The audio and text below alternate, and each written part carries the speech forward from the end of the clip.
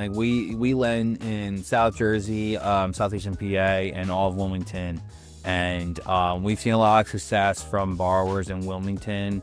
It just seems like those values are starting to creep up, and you can still get them for 50 cents on the dollar, which gives you enough room to do a full burr method. It's hard to do a full burr method in a lot of areas right now, and Wilmington's one. If you can get a good team in operation down there, you can really grow a good portfolio. So we've seen a lot of success down there. Obviously you have the Philly guys that just have like their strategies in Philly. We have one guy that we lend to that he's like the squatter king. Like he just knows. He's got like attorney friends that can just get these guys out way more quicker than, a normal investor could. So he just has his niche. He buys water properties from hedge funds and banks, basically. So it's interesting to see people's models because every single investor's model is like a little bit different. You're listening to the Accredited Investors Only podcast, presented by Accredited Life. All right, Alex, welcome to the show. How you feeling today? Good, man. Good. Thank you for having me. Appreciate it. Thanks for being here. So I'm looking forward to this. Let's start with you introducing yourself to the audience. Yeah. Okay. Yeah. So my name's Alex Martyn. I am from Delaware County, was right outside Philadelphia area. I've been in real estate for the last 8 years now. 31 years old, married, and living Glen Mills in the suburbs. And I'm just happy to share, what me and my partner have going on right now in the real estate world, on Peter's podcast. So it was starting to sound like an AA meeting there. Yeah. For a second. We'll have to extract some more info from you there. But you mentioned you're from Delco, as I am as well. So whereabouts? Where did you grow up? Where'd you go to school in? Yeah, so I'm from media. Oh, okay. PA. So I went to Pencrest High School. Oh, okay. Well, yeah, very nice. Yeah, public. That's like a different world. I went to Cardinal O'Hara, and for people that are listening that have no idea what we're talking about, they're in the same county, but they're different. Yeah, it's just a different world. I didn't know a lot of people from Pencrest.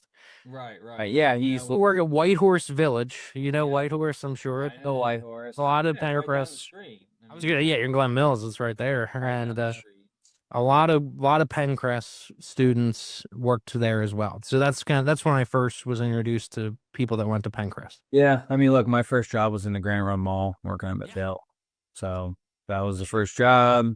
And then obviously I went to college. Up in Running, Pennsylvania at Alvernia University. Yeah. Played soccer there. Collegiate soccer there. Graduated with a business management degree, and basically I feel like anyone who graduated with a business management degree has no idea what they want to do in business after college. So it was just, widespread of things that I learned in college: finance, accounting, management, all the different business avenues. And the first job I landed was just becoming a financial advisor. And it was a local advisory firm in Newtown Square called Korea Financial Group. Got connected with them. Got all like my financial advisory licenses, like Series 7, registered investment advisor, all that good stuff. But, 8 months into it, I always wanted to do my own business and try to create my business. Didn't know what that looked like yet. But real estate started to catch my interest, and I just, I always read books and everything. I read this one book that kind of just gave me the ultimatum of basically like, just drop it, cut the ties. I was young, didn't have any dependents yet, just go for it, my expenses were still minimal at that point, each month. So I went for it and tried the real estate, the real estate entrepreneurial pursuit, and never looked back really. So, well, there's a lot to unpack there. What was the book? I'm curious because that's not like cutting ties and dropping everything. That's not. It was like an exercise. It was in the book. It was called with Billy, I've read the book I think 2 or 3 times now, but It's called The Millionaire Fast Lane by MJ DeMarco. And it wasn't even a real estate book. It was just about, obviously they teach you the, go get a 9 to 5, save in your 401k, become a 401k millionaire when you're 65 years old, blah, blah, blah. Like just the slow way of getting wealthy or quote unquote rich. And he was just all against it, really. He was just like, that's not the way to do it. Like, this is the book. And he's just totally blunt with it. So that's why I love the book, because like I like being blunt too. Like, I don't like the fluffy stuff. Like, he was like, to the point, he was like, no, like, don't do that, like, do this, like, here are examples. And he just gave examples of just obviously building businesses and having like, enterprise value in those businesses, what they can sell for, like how you can structure it, how to build like a lifestyle business, like all that stuff.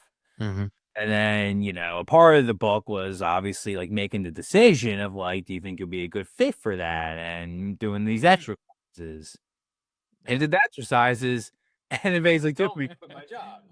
I took that. Added up the things on the side, and you're like, oh, it's me. Yeah, it's like, and it's kind of funny to talk about because it's just like a piece of paper, and it's just like you're quitting your job for a piece of paper. But yeah, so that resonated with me greatly. So I did. I took the action, and I did that. And it was a bumpy road to start. Didn't gain a lot of traction in the beginning. I actually did fail on my first real estate deal, and I had to get another 9 to 5 job at SCI Investments. Yeah.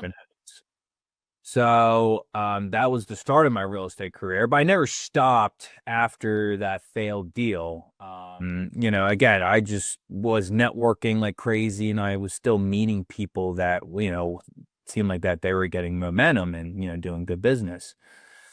And, I just told myself, I was like, there's no reason why I can't be successful at this if this guy is and this girl is, and whoever I met, that was successful doing it. Yeah.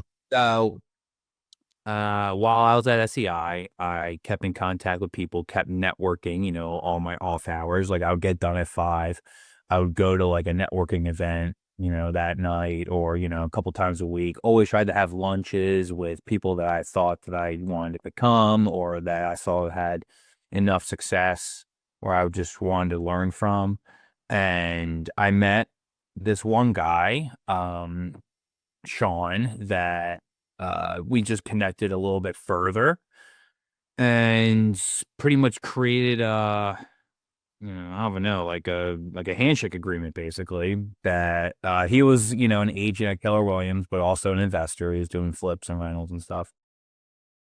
Made an agreement, basically, it'd be like, I will pay you basically like your monthly nut of expenses, while you're like being an inside sales agent for me. And if people don't know what that is, it's basically like an unlicensed person making phone calls and trying to get appointments for the licensed real estate agent. So I was doing that. So I said deal. And like, I would get his license, I would get my license and everything under him, and I just work for his team. So I was like, deal. Just get me around real estate more. Okay. Not necessarily I wanted to become an agent, but just get me around. Sure. The atmosphere more. So did that, done. So 8 months later, after that job, quit again. What were you doing? Were you cold calling and that guy? Did you go out prospecting, or was it mainly just on the phones, cold calling people? When I quit my job and started working for Sean. Yeah, when you were kind of working. Yeah, so I started to do some ISA work, and they were warm. I mean, they were warm-ish leads. It wasn't like straight calling. It's like people that like obviously have raised their hand and be like, I'm interested in buying or selling a home. Okay. So I did that, but like obviously I started to study for my license right away. After that, got my real estate license. But while I was doing that too, is when I got my second flip under contract. So I got my second flip under contract, like, right. And it's like, it's weird because I feel like in my life, when I've made these big time decisions, like in my life, I feel like something has progressed in the area where I wanted to progress. So it's like, I quit my job, and then like a week later, I might get my second flip. Yeah. So it's just like, is it because like I made that decision? It's like kind of like those, it's a straight sense like working in your favor. Yeah. So yeah, so got the second flip under contract, was studying for my license. So time goes by, close on the flip, got my license. An agent, got me the flip deal. So I did the flip, listed it with him, sold it, made a good profit, first successful deal. And then that's where the snowball started for me, is that first successful deal. So if you fast forward a few years, I did, a handful of flips. I started buying rentals with a partner. So this is probably I would say like, let's start like right before COVID happened. We probably had like 12 to 15 doors, and I was doing like a handful of flips a year. So and I was doing some sales business with my license. So like those kind of three avenues was like my business in a sense, entrepreneurial. And then COVID happened. Obviously, that year was just a blur in a sense of like during business and stuff. I think like I sold like 2 weeks after COVID happened, I sold my last flip, and basically that was like kind of like my nest egg for like the next like 8 months or whatever. I did some work, some business, but not a ton. So obviously when the world started to open back up again a little bit, and real estate obviously kept appreciating. So that next year, 2021, is when me and my partner, like our portfolio exploded. I think in 2021 and 2022, I think we bought, I don't know, probably 30 to 35 properties. All rentals in Coatesville, which is like our like hyper focused area that we buy rentals in. So that was great. Again, did like probably like, a few fix and flips like in between there and stuff. But in 2023, that's when things started to dry up for us, like deal flow wise. And then that's when we started to get into private lending, because we've always raised private capital for our own deals that we did on the rental side and on the flip side. And our private lenders kept coming to us and was like, hey, like we got money to invest, do you have a deal? And we were just like, yeah, look, we don't have a deal yet, or, it's a little slow right now, but we'll have one soon. And that's where we just started to explore different things and stuff. And that's where we came across is like, you know what? Like we know good people like us that do like good real estate deals in the area. Like, let's just park their money with one of their deals and see how it works. So basically we we did a couple deals to start off, like one or two deals, and they were successful. And then we started doing more deals from there, and we just saw it proof of concept. But naturally it just kind of like blew up with us. We did zero marketing on the borrower side. People just, again, know and trusted us. So like they just went with us for lending purposes. And we saw a proof of concept with 2023, and that's when we were like, all right, like we're gonna make this into a legit business. So Let's bookmark that right there, because I feel like I want to talk a lot about the lending business and even how that's evolved over the last couple of years for you. But there was so much to unpack. I know. I felt like I was talking too much. I was no. It was good. I mean, it was. I didn't want to stop you. I mean, like, I felt like there was an area there where it's like, all right, let's put the bookmark in. We're going to talk a lot about the lending. I love that, and I love everything you said just about like kind of the transition into it. But I think it's important that people understand what you were doing over those years and how that really probably built the foundation for you guys to be successful in the lending and to know what the heck you're lending on and how to structure these deals and all that kind of stuff. So we'll start with probably the question people have in their mind. What went wrong on the first deal? Why did it happen? What did you learn? All that kind of stuff. Yeah, yeah. So with that first deal, basically, really, I don't necessarily think the numbers were bad on the deal. So I'm trying to remember. This is now 10 years ago, I think. 9 or 10 years ago.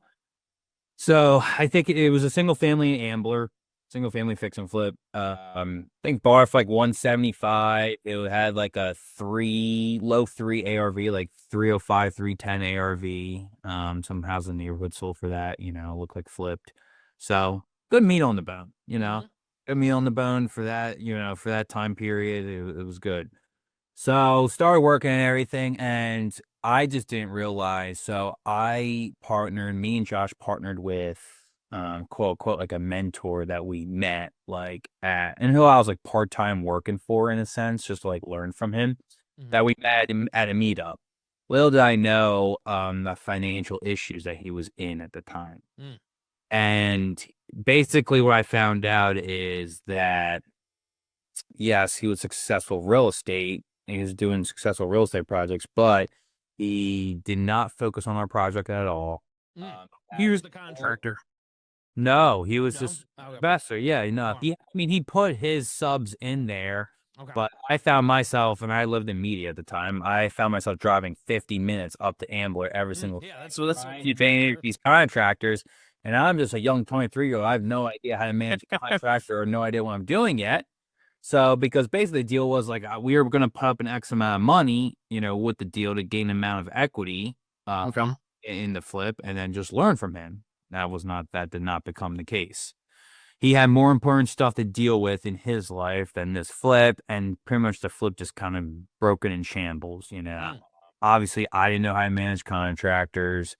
My partner was still working a full-time job at the time, so like he wasn't, involved in the day-to-day operations of anything.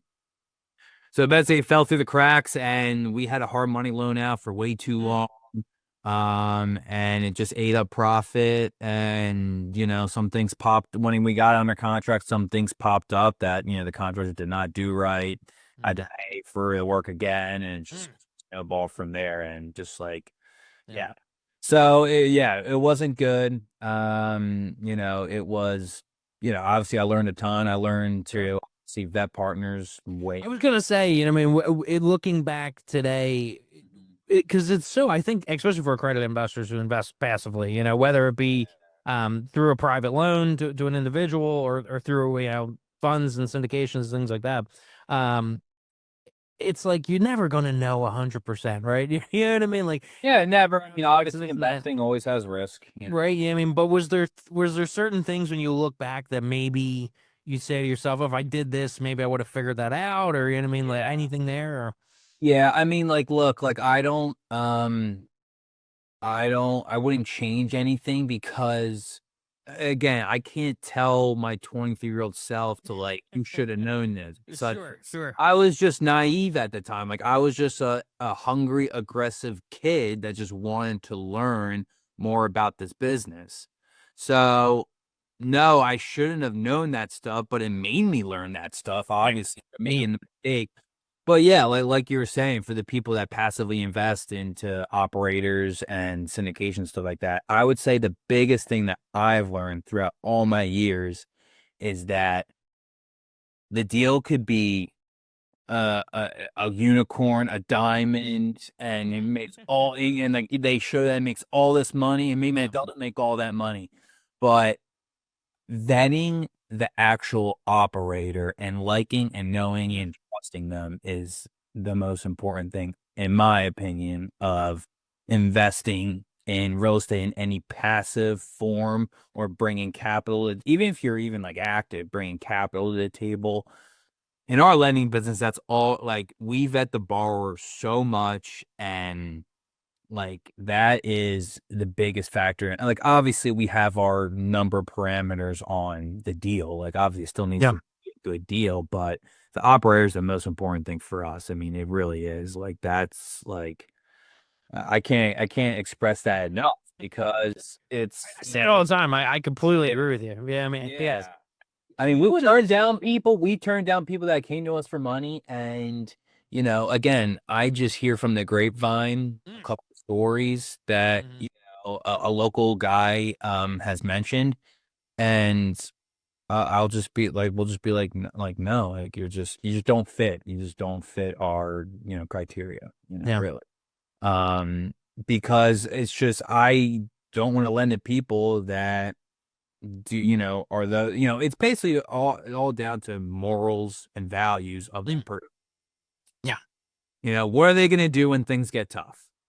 Like, what's the first thing that they're going to do if things get tough? Like if there's like an economic slippage in real estate, or there's, a certain downfall in values, and they have 5 flips going on, and, there's a 10% cut on all of them. Like, what are they going to do? What's their value? Or is their value is to get out and still make as much money for them as possible and screw over the people that lend to them? Or is it to make things right and make sure those loans get paid back first before they get any dollar amount? Sure. So those are the people I want to invest with, is the people that will make sure that that loan gets paid. Yeah. Whatever it takes. Like, whatever, like that loan will get paid. So those are the people we invest with, and those are the borrowers that, we lend to. I think that I know. But I mean, obviously, there's always risk, but sure. Well, and that's where, spreading it around, through like a fund structure, to be able to mitigate those risks, I think is extremely important. yes.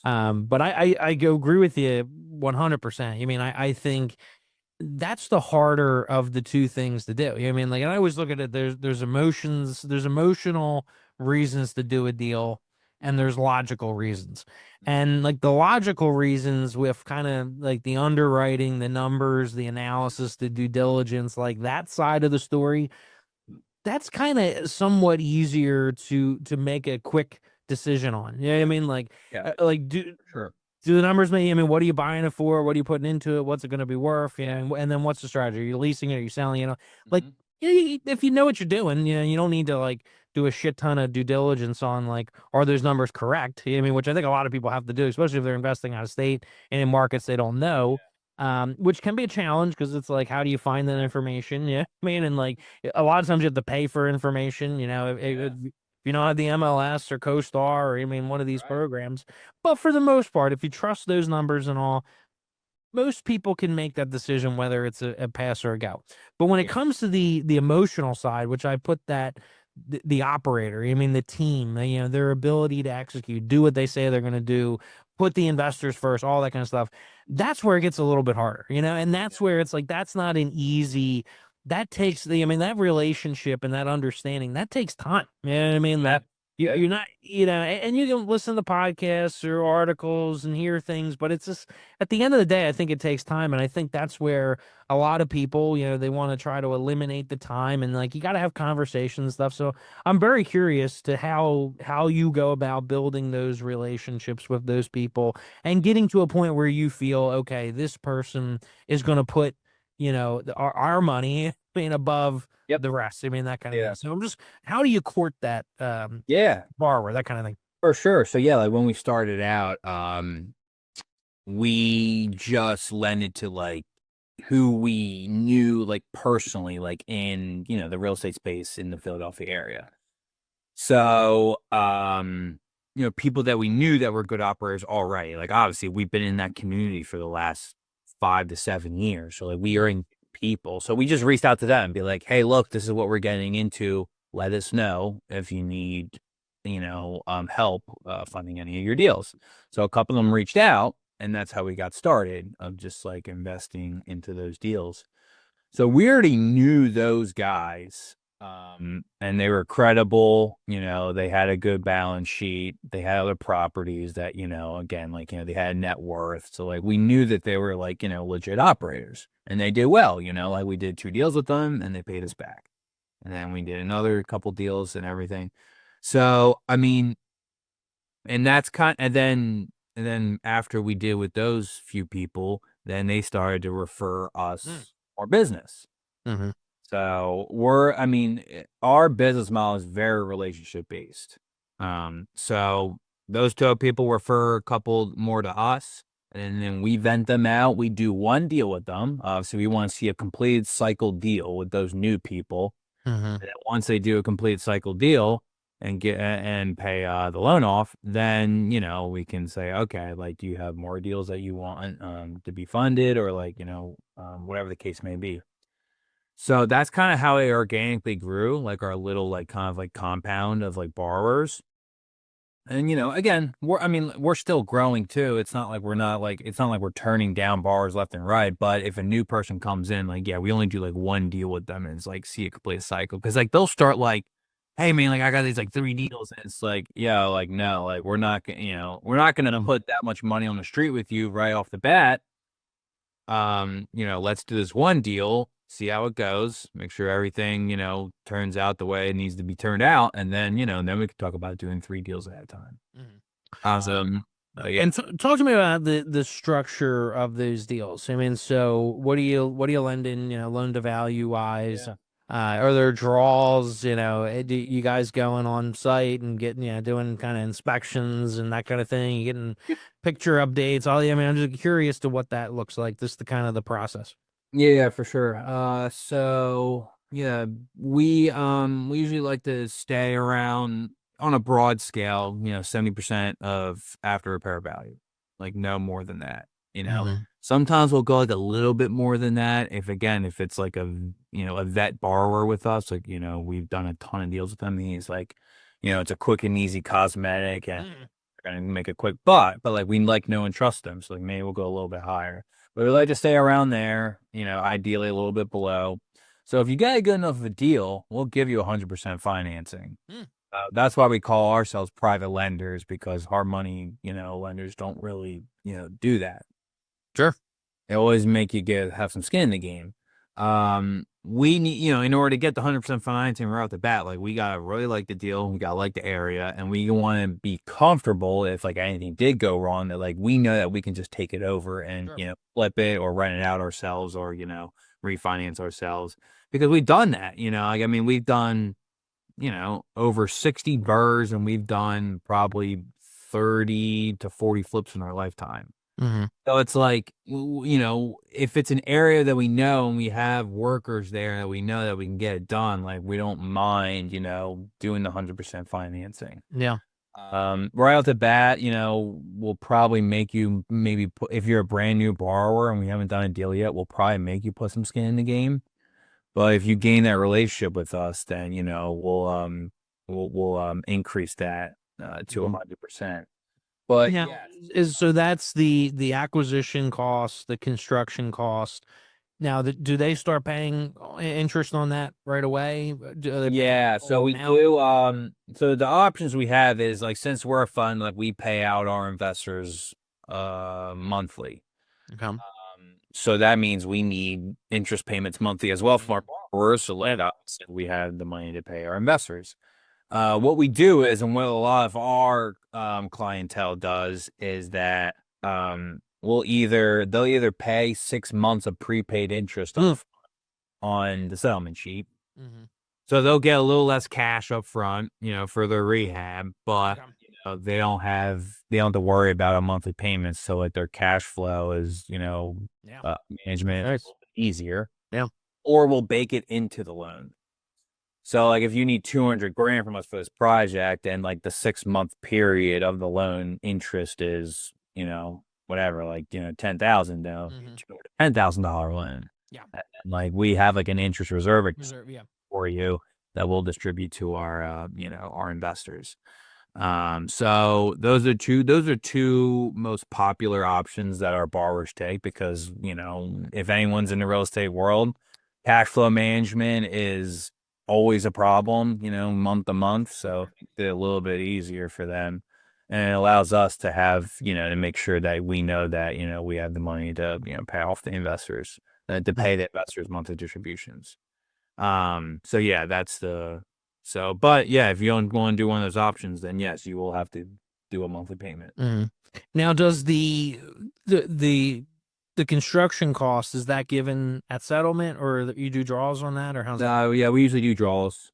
It's a case by case, but yeah, mostly draws. We'll give you some upfront money to start out. Yeah,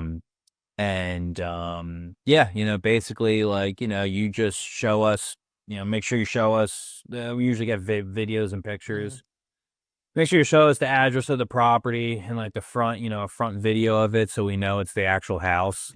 that you're is videoing and taking photos on, and then just show us the updates and you say, hey, sheetrock's in, I need distribution, and we'll wire it over. We usually don't go to the properties. We don't charge an inspection fee or anything like that. Obviously when we grow more and, if we have to start accepting more like cold borrowers where like we don't have like a referral relationship with them yet or anything like that, then we might, start having maybe someone go and inspect, make sure work is done to get draws and whatnot. Not sure if that's gonna be part of our model or not when we grow. We'll cross that bridge when it comes. But yeah, no, so that makes a lot of sense. So let's kind of fast forward now, since we're talking about the lending side and the structure of it and all. How has that evolved? I mean, because before you have a fund now, before you didn't have funds. So there's been that evolution. I love the fund structure for the lending side of the business. Because it's just like, I think a lot of times with investors, like a passive investor that's going to do their own private loan, to an investor, it's like, if you don't have that ability to take the property back, and what is it, a deed in lieu, or what is it in PA? It's when you can take the property back. You gotta go through judiciary, like okay. There's no structure for just going to the courthouse and filing it. Yeah, like you can get a deed in lieu. Like I don't know how many borrowers are gonna, They're gonna want it. Yeah, what's the other? that's not the formatted process in PA, unfortunately. But you can like you can get a deed in lieu if you can get your borrowers to sign off on that. They what's the other thing in PA? It's like it's called something judgment or something like that. Yeah. We've talked to our our loan doc attorney, who looks over loan docs and everything. And he was telling us there's like, you could do those things, but he says like, dude, like it's still like a mess. Like, you do get it. Like you think like you could just go to like the shop and be like slapping on, I'm just gonna take this property back, just like, right. And it's like, no, like that's not what happens. So nothing's over. Some states he says it does, but like in our area, it's just, that's what I thought. For that. But I always think from an execution side, from an individual borrower, like a private investor, doing it. If you don't have the ability to do the work, to finish the property, if shit hits the fan kind of scenario, then a fund's really where you want to be. And the other thing is like, you're putting all your eggs in that one basket. The fund allows you to diversify across the pool of loans. Yeah, that's what we love about it too. And it's just, for us, like on our side, it's like, obviously the goal of the fund is to like have the money working at all times. And, given the investors get paid first, and obviously, whatever you can do on the management side of managing the fund, then, you get the rest of the profits basically. So ours is an income fund. So it's, they're technically the investors. If you invest in our fund, you're an equity partner technically in the fund, but you're still just getting a fixed rate of return on your money. There's no upside to the fixed rate of return. Our model is basically, we want to be a high yielding CD for you. So if you got like, money in a CD or a money market fund or high yield savings account, and it's just it's not moving the needle for you, then like you should talk to us. So it's, because we pay a much higher yield than those, and it's fixed income every month, just kind of like a CD is. Your money's locked for a period of time, and the CD pays out, a monthly kind of like distribution, kind of like our fund does. But going back to the fund model, it's I think it was important for us to make that transition, is because we did the direct to placement model in 2023, where we were just putting the investors' capital into one deal and everything. And the going back and forth with exchanging the money for private investors, it was just a money management nightmare. Sure. I can't express that enough. And look, like I know that there's private lenders and hard money guys that do the direct placement model and are very successful with it. It just wasn't for us. I mean, because you got to give the money back to the investor. They really don't want it back. It's Sure. when's the next deal? And then you had the next deal available, so they got to wire the money back, and it's just like a constant like back and forth communication. Where with the fund, it's just like you're gonna get this return every month. The money's gonna sit, obviously, in the pool of capital, and you're gonna have first lien position on a wide spread of loans with the capital that you invested in. So it diverts risk. It's more predictable. It was for us, and it allows us to move the money faster. Yeah. So that's just, guess what? If you can move money fast, make more money. 100%. Yeah, It's the move fast. definitely. And that and like it's the fund. I always like people will ask me like why start a fund, or do they want to start a fund? They have questions about starting a fund, that kind of thing. And it's like if you can't do volume, you know what I mean. Like if it's the market or your network or your experience or whatever it is, then a fund is not for you. Yep. But if you can do volume, then a fund's probably a good option. And for you, when you got stuff coming back, if you can quickly get that back out on the street, then that's fine. And I mean, now if you get it back on the street, that's what That's important for us because then you're paying that fixed rate of return. So what do you? I'd love to hear your take on the market. Around here. Because obviously you're investing primarily in like Eastern PA. Like suburbs of Philadelphia. Yep. You guys, Yeah. you did. I think you've done some stuff in Wilmington, right? And like Some Wilmington, some Delaware. What are your markets? Like that you look at, that you like, and I'm curious, like where do you see them heading? I think our markets are so unique. I was listening to a podcast earlier today when I was driving, and it was like somebody was doing build to rent communities, and it was like they're doing it in like 2 or 3 neighborhoods. And I'm just thinking like there's no, like we would never be able to do that here in the suburbs of Philadelphia. I mean, it is the built environment. Like if that is your only play, and I mean, like you are going to work once in a blue moon. It's just like, whereas with what you're houses that are you can fix up and flip, and like scattered site development, redevelopment, that kind of thing, makes a whole lot more sense. So I'm curious to what markets you're in, the dynamics of those markets, why you like them, and where do you see them heading? Just kind of your take on the market and all right now. Yeah, for sure. So like us personally, like, I mean, again, like we're still investing too. Like we still buy, rentals and do, some partnered fix and flips and stuff like that.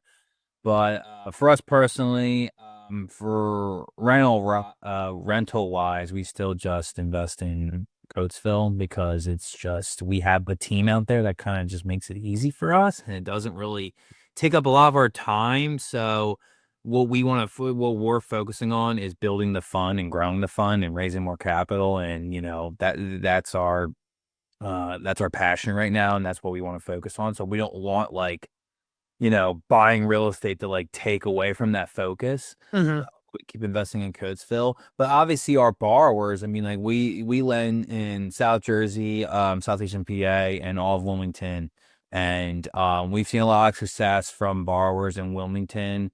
It just seems like those values are starting to creep up, and you can still get them for 50 cents on the dollar, which gives you enough room to do a full burr method. It's hard to do a full burr method in a lot of areas right now, and Wilmington's one. If you can get a good team in operation down there, you can really grow a good portfolio. So we've seen a lot of success down there.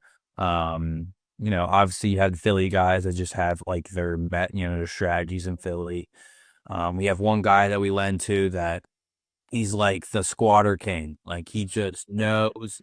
He's got like attorney friends that can just get these guys out way more quicker than, a normal investor could. So he just has his niche, he buys water properties from like, hedge funds and banks basically.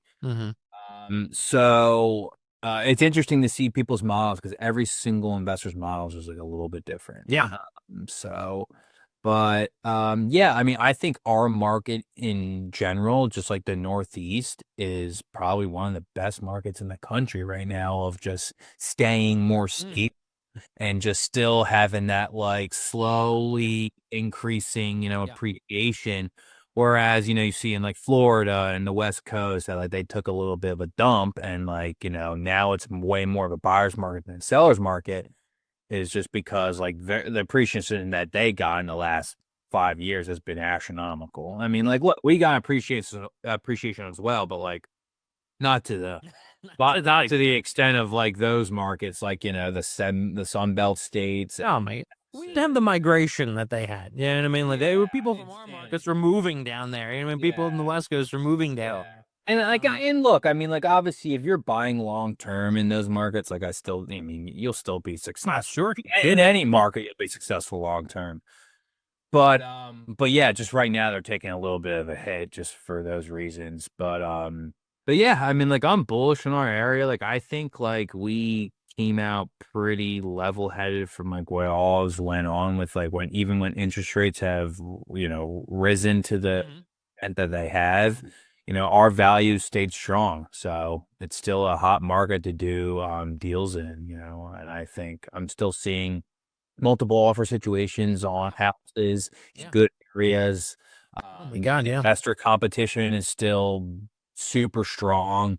You know, any investor deal that goes on the market is still snatched up in like, you know, 48 hours. Retail deals are. I mean, my just on his first home on Tuesday, we look for 2 years, and a lot of the places that you're playing around in, you know, Newtown Square, Brew Mall, you know, Main Line, that kind of stuff, and you know, we probably put in maybe 10 or so offers. You know, others we would have put in offers on others, but they went so quick, and no inspections. You know, people just waving mortgage contingency, just like it really scary. You know what I mean? Like it just multiple offers. You know, just crazy stuff still to this day going on, and I can't agree with you more on, you know, this the Mid Atlantic, you know, north where we're at. You know, it's just because it's the built environment, because there's not a ton of land, there's the demand is still through the roof, and all the numbers I see is we're still, you know, like less than 50% of pre-COVID inventory. Yeah. The massive constraint, whereas like the South and these other markets, they had the migration that we were talking about, but they've also had a ton of new development. You know, just so much new units hitting the market in multifamily and single family that we haven't experienced this way. So I think you're 100% right. This is a great area to be doing these kinds of deals in, because it's not that hockey stick, you know, type of appreciation. I mean, it's more that steady kind of workhorse, you know, it skyrocket, you know, but it also isn't getting that pullback on the values and on the rents. And I mean, in some of these areas you're seeing, you know, rents stagnating and even pulling back. And exactly. Yeah, no, it's you know, I mean, obviously, like, I think like moving forward from like where we are right now, you know, I mean, obviously the last 4 years rents have been insane with increasing. I think they'll probably level. I mean, you know, sure. Opinions, but I think it'll probably level off for the next like year or two. But I think like, you know, possibly after this year, I think we can just see another kind of like bull run in a sense. Like, I don't know. Like, I think like people still think there's going to be like a catastrophic thing that happens. You know, obviously depending on like some crazy external factors like war and just like, you know, just total bust of like, you know, a financial market or something. Real estate wise, I don't think there's going to be one, honestly. I think it already happened and people just don't realize about it. Like, this wasn't like a big downfall. Like, you know, all the indicators just say like, you know, it's just high interest rates now because it's trying to battle inflation. Sure. It's that inflation battle has like been resolved by, you know, the Fed, then like, you know, they're going to start cutting those rates again, probably in 26. If they can figure it out this year. And, you know, with the new administration that's cheaper, then, you know, people were more emboldened to pay more and feel more confident to pay a little bit more, that kind of thing. So, and that's why investors complain that like it's hard to pencil, you know, deals right now with like the interest rates and stuff, you know, on like the commercial and multifamily. Sure. But, you know, there's always deals out there, you know, it's just the way that you can structure them, I think, is the most important now, like how creative you can get with your structures and stuff.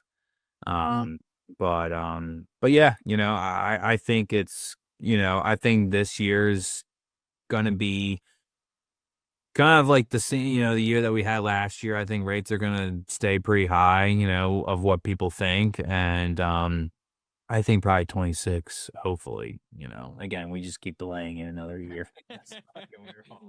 Well, yeah, we'll talk at 26 and see where that is. I think it's best for underwriting circumstances just to be conservative, Yeah, you have to. And you got to be able to pivot. You got to be able to pivot and adapt. Like the economic factors are going to be what they are. You have zero control over it. So, if you can't make deals pencil now because of those factors, then you haven't adapted enough, to the changes. Well, you make a really good point there, because I think one thing investors like to hear is kind of like a McDonald's model, where you just flip burgers all day, every day. And that's nice. You know what I mean? Like, and you become really good at it, and they taste the same and they're consistent every time. Yeah. But the issue, it's like real estate's just not like that. You know what I mean? Like the market changes. I mean, from a macro perspective, down to the micro perspective, like there's just dynamics in the markets that change, from one area to another. That's why I was curious, because I know you're seeing different things in Philadelphia and the Philadelphia suburbs compared to what you're seeing in Wilmington, and what you're seeing in South Jersey and all. So it's just like investors always need to understand that if somebody's doing the same thing year over year over year consistently, but with no change, then they're probably doing something wrong. Yeah. It's like, it's actually the opposite. It's like they haven't adapted, and will catch up to you eventually. So this has been a great conversation, man. I love talking to you, and I love, we're same age. You're a year younger than me, and we've been watching each other for 10 years now. I mean, it's been a long time. So it's great to have this conversation. And how can people find out more about you, and what you've been up to? How can they stay in touch, all that kind of stuff, find out more about what you do? Yeah. Look, my email is alex@spgcapital.com.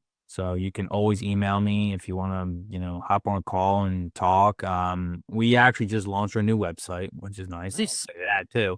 So it's www.spgcapital.com. So you can go on there and see kind of like what we're all about, what our, what our model is and everything like that. And if, you're interested in talking more, feel free to reach out. But yeah, I'm always about, just love to add value into people's lives and talk about their own businesses and what they're up to. And, any way I can help, is just, just trying to be a giver in this world as well. So it's an important part of the business, right? Yeah. Because you never know, you have that next conversation, you never know where it can lead. So it's true.